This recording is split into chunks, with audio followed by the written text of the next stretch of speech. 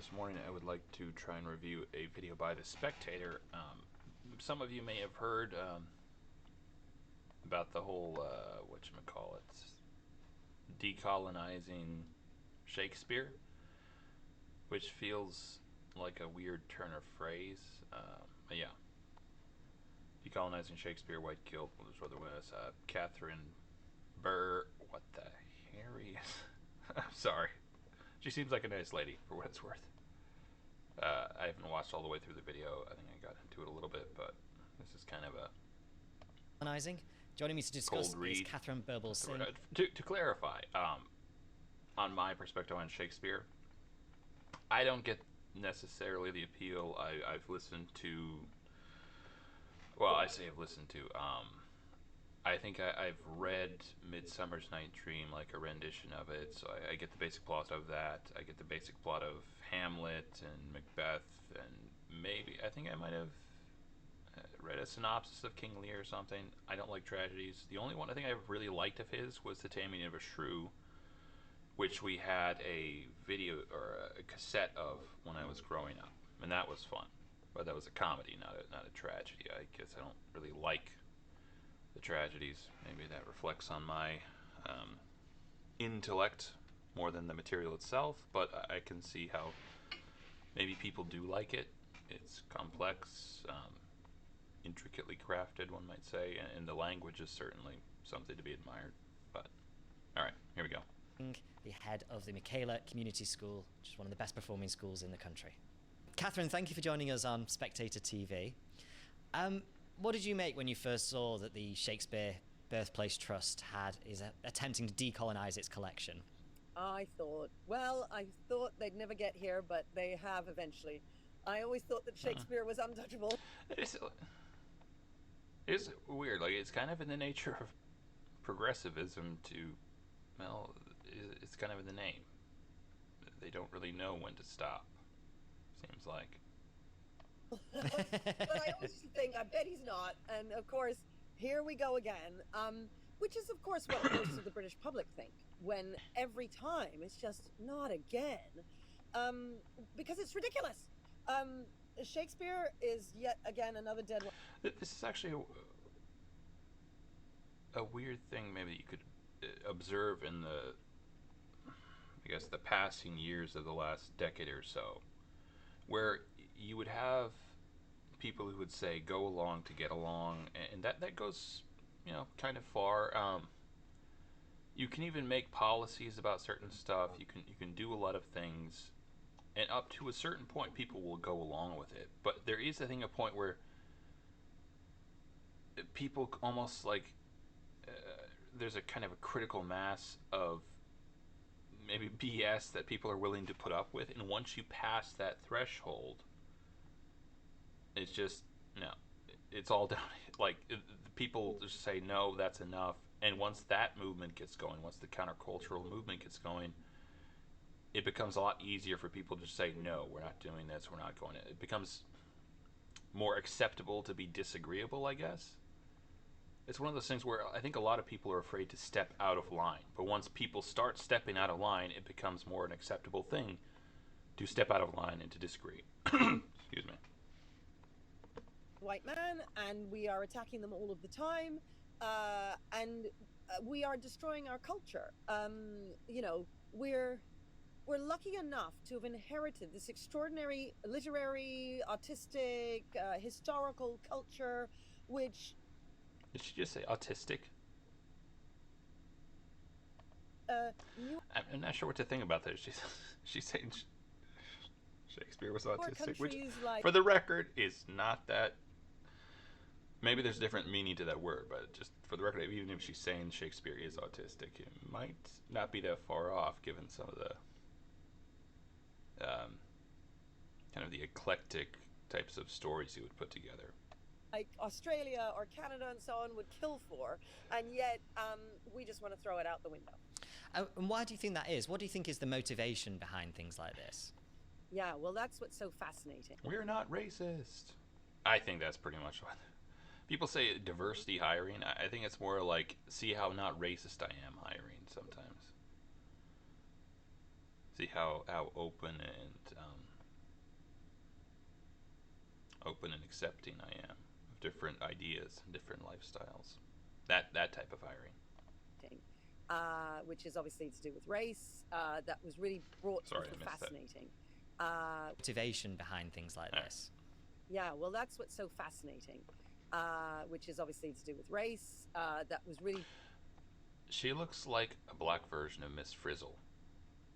Anyone ever read those, like the Magical School Bus? She is that woman, literally. Like only, kind of slightly darker. Brought to the forefront in 2020 with Black Lives Matter and George Floyd, and the guilt that white people that's what feel. she's going for. And I want to put a plea out there to all white people: please let go of the guilt. I genuinely, I'm begging you all, please let go of the guilt, because this guilt is going to destroy the West. It's going to destroy our schools, and we don't understand the damage that it's doing. And let me explain what I mean. A little bit of self-loathing goes a long ways, for the record. I think as a general rule, it's not healthy to... there's a degree of self-awareness that I think can be good, but self-loathing, not so much. So, a white person, and I'm not blaming white people, I get it. They're made to feel guilty by the media that is around this, by the history that exists. And they feel somehow that the guilt is inherited, that because their ancestors did X, Y, and Z, that means they did those things, and that isn't true. They haven't. And what we then become, we're in an age of identity politics. Sorry, where I was kind of making fun of him by mimicking him. Seems a little everything bit, becomes performative. Maybe he's new or so something. You're not allowed to just not be a He was racist. nervous. Once upon a time, when I was growing up, you wanted to not be a racist. Nowadays, not being a racist isn't good enough. You have to be an anti-racist. So there was a whole... who is that dude that came up with that? I think there was some famous,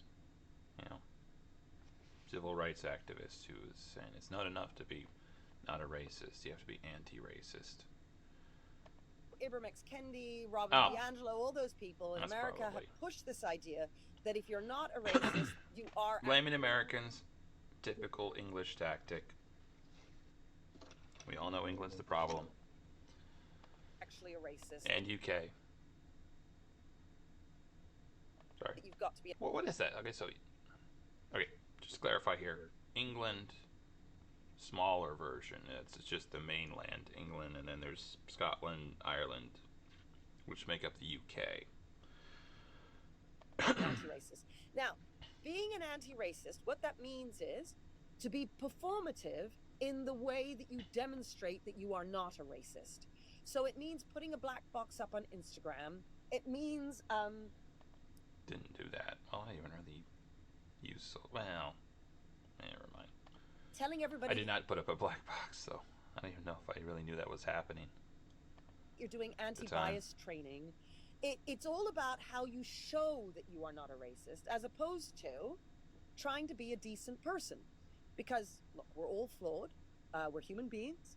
We show elements of unkindness. We show... Well, it feels like the whole notion of being anti-racist is the assumption that there is some sort of job to do. That there's something you can... some meaningful thing you can do to stop racism, like a world without end type thing. The thing is, like, there isn't what we would consider to be an infinite supply of racist, or like at least tangible racist things to fight against. So, anti-racist against, like what does that look like in practice? I guess in my mind, seems to be maybe an issue there. Elements of lack of generosity, we show elements of meanness sometimes, selfishness and so on, and sometimes we show elements of racism. And in the early 21st century, 2003, 4, 5 and so on, there was a play called Avenue Q. It was a musical theater thing, and they had a great song, you can Google it, called Everyone's a Little Bit Racist. And it was this great Muppet show. And in those days, we can make fun of this sort of thing. Everyone's a little bit racist, but we're not committing hate crimes. That's what's in the piece. He does seem nervous. He's like nodding a lot. I'm not suggesting anything nefarious. I think he's just kind of really maybe fun. new, or just maybe nowadays nobody would dare do that because We're not allowed to admit that everybody's a little bit racist, and it's not a big deal. It's okay. Now, that doesn't mean that serious racism isn't a big deal. It is. But sometimes when you make a little assumption about something, or it's something to check, it's something to think, oh, am I being a little bit racist? But it's not something to be thinking, oh my goodness, how can I perform on Facebook and on Instagram by telling everybody, look how I'm not a racist? Or by decolonizing Shakespeare's birthplace, because I think this is all about the performance. It's all about white people feeling guilty and saying, I need to tell everybody that I'm not part of that group of racists over there. I'm different. Therefore, I believe in decolonizing Shakespeare's birthplace. Therefore, I believe in... Yeah. That's what I was saying. Like, look how not racist I am. Look how accepting I am. Look at all my black friends. All right. Decolonizing schools, libraries, in making sure... All right. This is maybe the part actually I get into a little bit here. They are dead. I don't care if they're men. I don't care if they're white.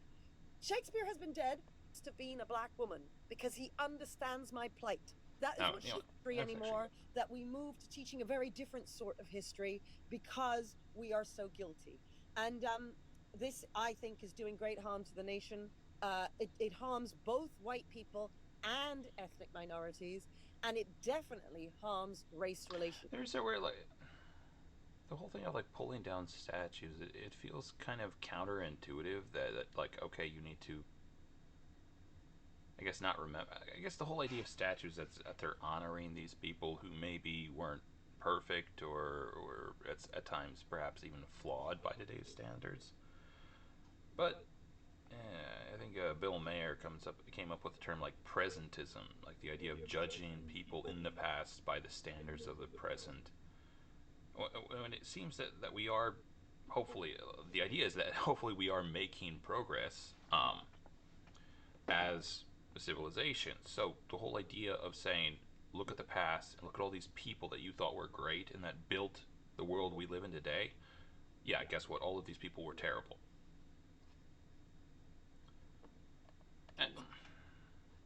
And what's more, I guess I kind of hate the fact that this is applied asymmetrically. Where it seems like with regards to like Western nations, there are people who can, and maybe they just feel like it's their duty because they're the opposite side of the coin to the hyper patriotics, the people who believe that their country can do no wrong, perhaps, or something like that. But they seem to look at Western nations and do nothing but criticize their history and the way they got to where they are, their heroes, criticizing all of it, saying all of it's terrible, all of it's white colonialists, whatever. And then they look at other things and they can really do nothing but compliment all of these other like indigenous groups or whatever you want to say on how great their societies maybe were, or just at the very least, like they seem to be incapable of criticizing those societies or those civilizations, those histories. This is a thing, like, you can look this up. When it came to slavery in Africa, there weren't many raids that went on. This is something, I don't know if I've talked about this before, but there weren't like Europeans going into Africa and stealing African slaves from their homes and beds, right? It wasn't until later that quinine was developed that they could actually go in and imperialize Africa. Like at the beginning, they would die very quickly. I think that life expectancy was like less than a year for a European going into Africa. Meaning the Africans took slaves, brought them to the coast where the Europeans would have their outposts, and they sold them. You could argue, like, what's worse? A person who buys a slave or a person who sells a slave? Point being, with regards to levels of morality, I'm going to guess most people's ancestors were kind of on an even playing field. And I'm quite sure that actually Western nations, as far as morality, brought other nations along with them with regards to things like slavery or child marriage, stuff like that. All right. Tirade over. Because it means that whenever anything is talked about when it comes to race, And when there are really serious racial issues happening in the country, nobody takes it seriously because everybody just thinks, oh my goodness, they roll their eyes, not again. I wanted to take The boy who cried wolf 10,000 times. you up, Catherine, on that point about sort of harming ethnic minorities as well. So one of the ways the Birthplace Trust justifies this move is saying it's all about getting sort of underrepresented communities into the museum and enjoying Shakespeare. But the sort of implication of that is that the only way ethnic minorities can enjoy Shakespeare is through the sort of decolonization frame. I mean, your schools, as we know... Brilliant idea. Convert Shakespeare into a rap format. Then black people could enjoy it. I got a patent on that idea. It's mine. Nobody touch it. Quite ethnically diverse. Is that something you found yourself, that the only way to get diverse students involved in Shakespeare is through decolonization? It is so patronizing. So this is the other thing, that all these well-meaning, they are well-meaning white people, okay? So I understand they mean well, right? But it is hugely patronizing to say to a black boy, obviously you can't possibly access Shakespeare in the way that a white child can. We need to do it differently for you because of the color of your skin. Listen. It's kind of an interesting observation, that it does feel like it is kind of demeaning to other races to say that we need to break this down into a format that you can find palatable. It feels like there are ideas that are kind of unique to one's own culture, and there are perhaps elements of Shakespeare that could only be picked up by perhaps even an English person would understand it best, but people of other cultures could pick up on the more universal themes. And there are such universal themes, I think, in all great literature, right? To be fair, it seems like nothing is like 100% universal. Even crazy people find the whole idea that reality is real, perhaps, even though it's obvious, they might shake their head at such a notion. But it does feel like we do accept that there are kind of universal types, like universally applicable morality, universally applicable kind of ideas that people writ large can grasp, and they can understand these things, and they can identify with these things. And that I think that's what makes some types of literature really, really great, really, really fundamental works of literature. Anyways, I think that's about all we're going to do. Yeah, you can look at this Decolonizing Shakespeare, White Guilt, Katharine. I don't think I can pronounce that last name. Seems like a nice lady, though. By The Spectator. So you can check that out if you like.